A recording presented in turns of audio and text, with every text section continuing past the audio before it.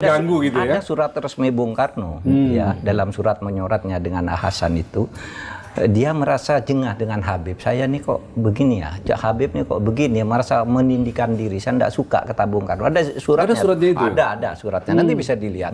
Cerita-cerita bahwa misalnya ya ada seorang Habib itu minta uang ke Kiai di Jawa Tengah gitu, ketika minta 40.000, saya 40 juta, saya hanya punya 10 juta, ditempeleng katanya. Astaga. Oh iya.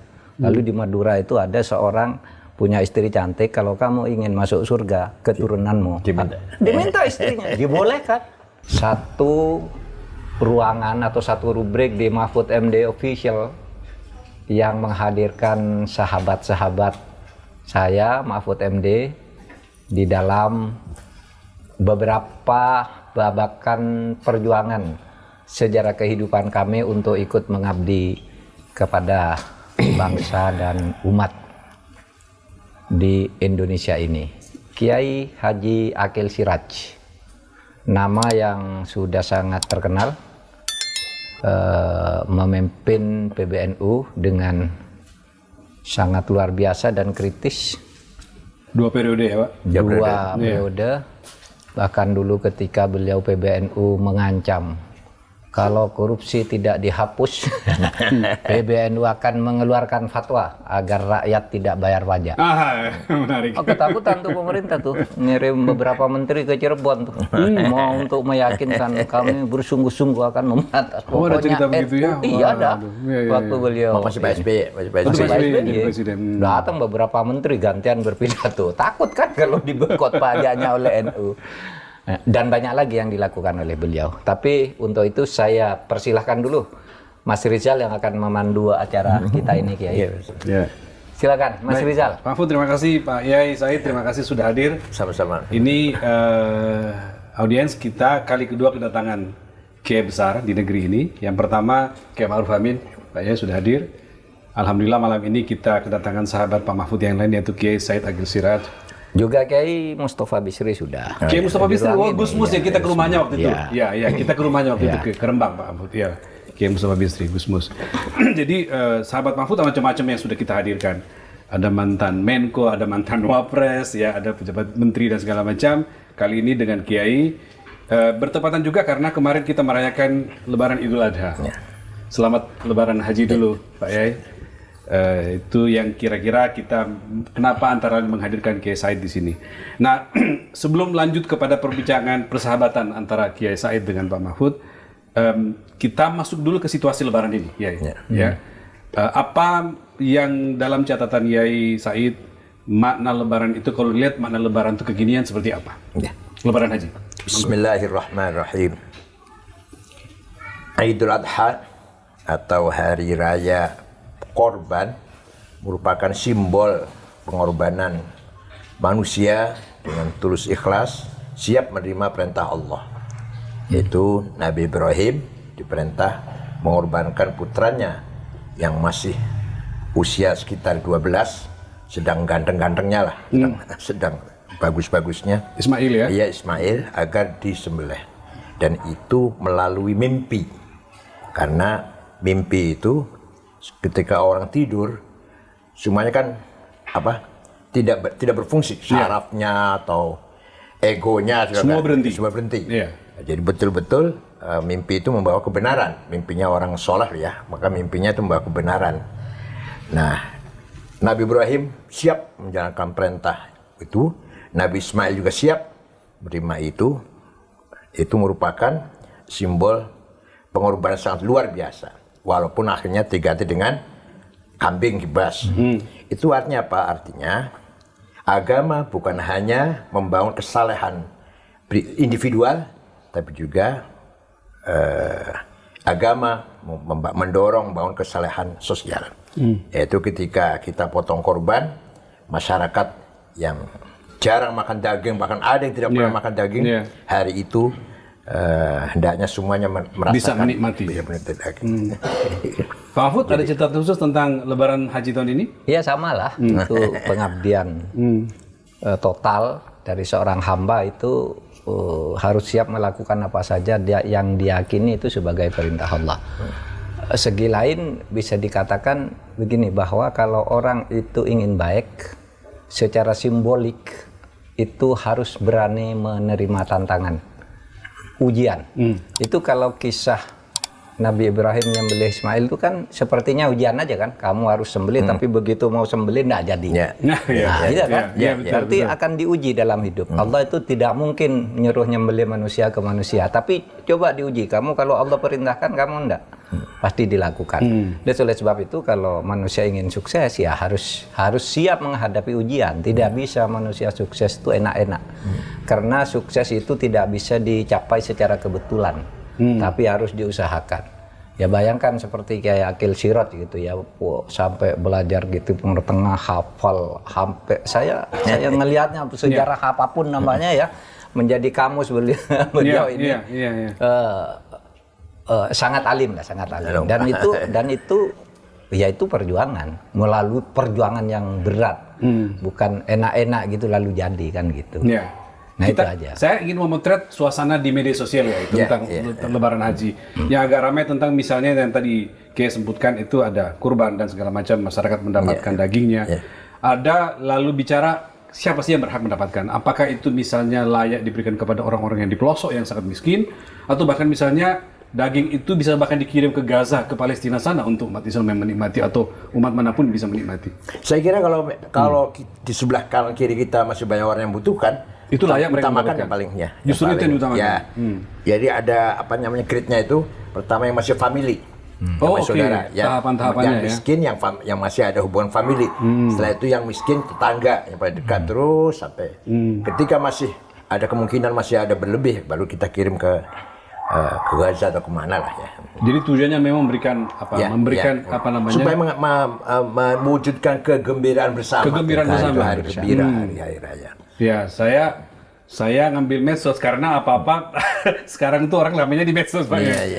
Dan bicara soal medsos Pak Mahfud, kita lihat hal-hal yang viral belakangan ini. Salah satu yang viral itu pernyataan Kiai Said ketika diwawancara oleh teman kita di podcastnya Akbar Faisal tentang Kiai Said itu mengatakan bahwa selama ini Islam itu cenderung hanya dijadikan kepentingan politik, dan ketika itu dijadikan kepentingan politik pasti ada penyimpangan di dalamnya. Pak Yai, saya minta menjelaskan, nanti Pak Mahfud juga ikut menambahkan sebelum kita masuk ke pembabakan ini. Agama itu apa sih? Agama itu sebuah cara, metode untuk membangun hubungan yang baik antara makhluk dan yang Allah Tuhan yang menciptakan makhluk itu. Sama sekali jauh dari kepentingan politik yang membedakan satu sama lain, atau ada menang ada kalah, ada di atas ada di bawah. Nggak ada itu, nggak ada. Semua manusia ciptaan Allah. Semua merupakan manifestasi dari wujud yang mutlak bagi Allah dengan asma husnanya, dengan asmanya 99 itu. Maka lahirlah makhluk yang bermacam-macam ini. Jadi makhluk yang banyak ini merupakan manifestasi dari asmanya Allah, nama-nama Allah yang gitu. Nah, oleh karena itu ketika kita betul-betul beragama, harus betul-betul kita persembahkan kepada Allah. Bukan kepentingan sesaat, kepentingan apalagi kepentingan ego, kepentingan pribadi apalagi. Barang siapa yang menggunakan agama untuk kepentingan selain agama, itu berarti orang yang paling zalim. Wa man adlamu man iftara 'ala Allahi kadhiba wa huda 'ila al-Islam. Wallahu la yahdil qaumaz zalimin. Wallahu la yahdil qaumaz zalimin. Barang siapa mengatasnamakan agama padahal bukan, dia termasuk waman azlam, tidak ada paling zalim lebih dari itu. Makanya berhadapan Israel kita selalu kalah, nggak pernah menang ya, karena jauh dari niat yang tulus. Berhadapan di mengatasi domestik internal, keadaan dalam negeri masing-masing negara Islam juga banyak kegagalan, tidak stabil, tidak aman di negara-negara Islam ini. Itu karena semuanya hanya agama dijadikan simbol. Jadi kecenderungan di dunia global seperti itu ya. Keadaan di Timur Tengah misalkan. Timur Tengah. Sekarang budaya sangat semrawut, yang sangat mudah sekali saling membunuh, mudah sekali perang saudara yang sulit diselesaikan. Itu apa itu agama? Mereka teologinya kuat. Allah kalau dikatakan bukan Islam marah dia. Persis. Kalau dikatakan kamu Yahudi atau kamu Kristen marah dia. Tapi budayanya, perilakunya, kenyataannya jauh dari itu semuanya. Seperti apa Saddam Hussein mewariskan konflik di Irak sampai sekarang. Seperti apa Hafid Assad mewariskan konflik sampai sekarang. Begitu pula Somali, begitu pula Libya Gaddafi. Somali bubar, negara Somali negara bubar. 100% Muslim, 100% madhab Syafi'i Somali itu. Libya sampai sekarang sudah berganti-ganti Perdana Menteri berapa kali nih? Belum stabil. Jadi itu kontes pernyataan Kiai di wawancara itu ya? Iya. Jadi memang Arab punya karakter seperti itu. Arab punya karakter. Arab itu apa? Labil, mudah berubah. Oh, ya Arab, Muhammadun, Muhammadan, Muhammadin. Itu namanya Arab kan? Jadi berubah, bergerak, labil. Oh, begitu ya. Nomaden. Iya. Pak Mahfud melihat kecenderungan yang sama, Pak? Iya, jadi yang disampaikan Kiai Akil itulah fakta. Umat Islam dari waktu ke waktu menggunakan agama itu sebagai alat ambisi kekuasaan. Dan di Indonesia sekarang seperti jual beli pendukung ya, mengatasnamakan umat, dapat ini, dapat itu. Sehingga pada akhirnya politik itu menjadi ternoda. Padahal ya agama mengajarkan keseluruhan cara hidup manusia termasuk politik itu kan harus dilakukan dengan baik. Itu sebabnya dulu Al-Ghazali itu kan mengatakan gitu, ad-din wa sultan tau'aman. Ya. Menegakkan agama, memperjuangkan kebaikan agama dan punya kekuasaan sultan politik itu saudara kembar. Apa? Ad-dinu usun atau aslun wa sultan harisun. Agama itu nilai perjuangan, sedangkan kekuasaan itu pengawalnya. Jadi kalau Anda beragama kok tidak punya kekuatan politik, itu akan lemah. Itu sebabnya Kiai Hasyim Asy'ari dulu mengeluarkan fatwa jihad. Fatwa jihad kan? Risalah. Itu kan agar politik itu tertata dengan baik, memperjuangkan agama. Gitu. Kebenaran, kebaikan agama untuk seluruh umat manusia. Nah, maka relevan sekarang yang dikatakan oleh Kiai Akil, kita ini sekarang banyak orang mengatasnamakan agama lalu mengaku-ngaku punya pendukung umat yang banyak lalu kemudian menjual idealisme. Ini saya mau teruskan, Pak. Bukan menegakkan kebenaran. Dan itu bukan hanya di Islam. Tidak hanya di Islam itu ya. Artinya di setiap agama terjadi seperti itu. Maka terjadi Martin Luther protes karena waktu itu ya di Vatikan agama dijadikan alat untuk mengeruk keuntungan. Mengapa terjadi Buddha? Siddhartha Buddha Gautama protes kepada hierarki Hindu ya karena melihat biksu-biksu Hindu sudah menyimpang lah, maka dia keluar dari itu. Hampir semua agama gitu ya punya. Tapi saya agak fokus ya Pak Mahfud. Saya potong Mahfud tadi mengatakan bahwa orang menjual agama tapi dengan sebutan untuk pendukung yang segala macam. Belakangan lagi-lagi nih referensi di medsos ramai soal panggilan Habib Mahfud. Kiai Said juga beberapa kali. Ahlinya beliau deh. Kita ingin mendengarkan netizen Ruang Sahabat itu dalam kacamata Kiai Said dan Pak Mahfud bisa menjelaskan itu fenomena apa yang terjadi sesungguhnya dengan Habib itu. Monggo Pak Kiai. Jadi Islam datang ke sini, kalau kita lihat tokoh-tokoh pertama itu tidak ada yang dari Yaman. Tidak ada yang dari Yaman. Tidak ada dari Yaman. Yang pertama. Clear itu ya. Fatimah binti Maimun, Syekh Wasil yang di Stono Gedong Kediri, kuburannya itu di Nisabur. Dari Persia, kalau sekarang Iran ya Nisabur. Syekh Ahmad Subakir yang kuburnya di Goa ya, di Sulawesi. Itu juga dari Khorasan. Syekh Quro di Kerawang. Itu dari Cina. Ya. Jadi Maulana Ishaq dari Tobruk, dari kota perbatasan Mesir Libya. Nah, kemudian setelah ada penjajah Belanda mendatangkan Arab dari Yaman itu. Dari Yaman.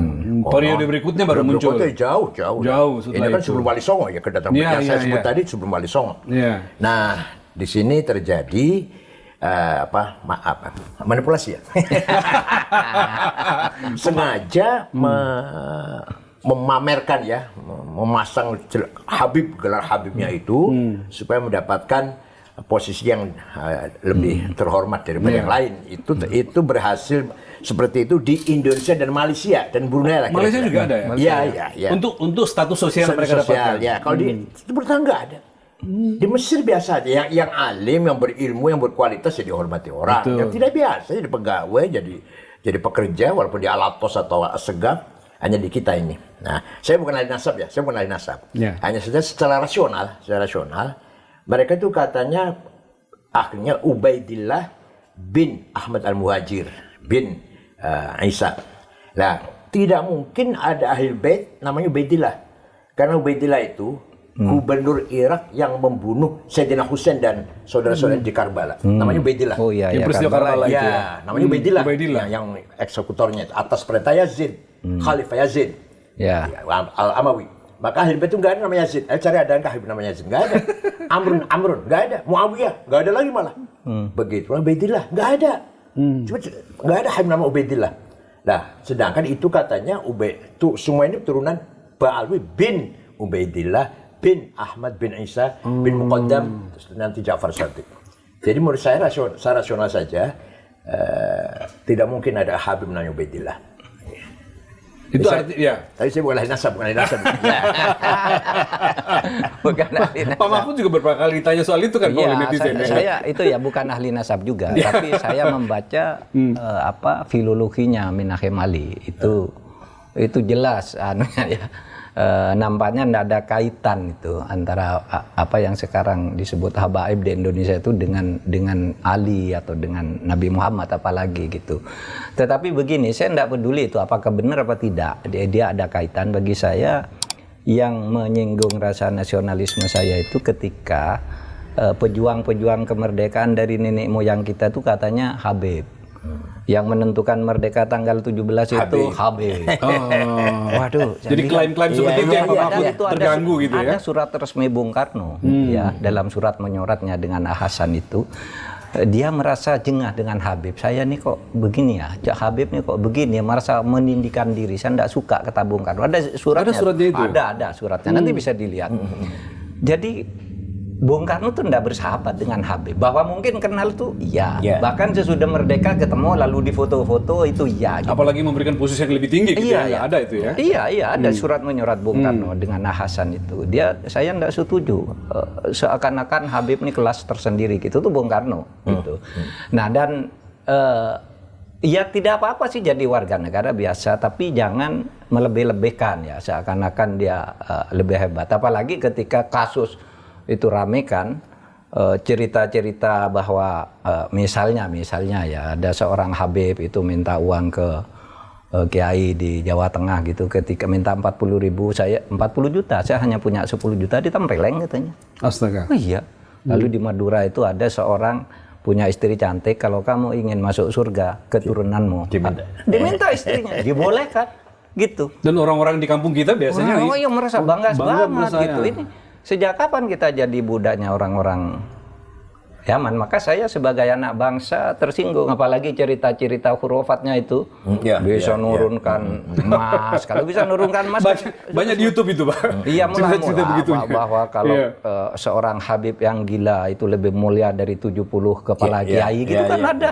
Nah, ketika cerita itu beredar kan ada yang berteriak tuh, Habib yang dari Habib yang rambut perak itu sama Habib Rizik. Coba tunjukkan kepada saya. Akan saya hajar sendiri kalau ada Habib begitu.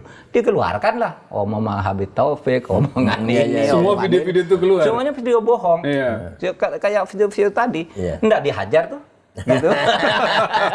Sudah disebut ini alamatnya, ini namanya, tanggal sekian, ngomongnya ini sih. Enggak ada dihajar, katanya mau dihajar sendiri. Katanya, ayo keluarkan gitu.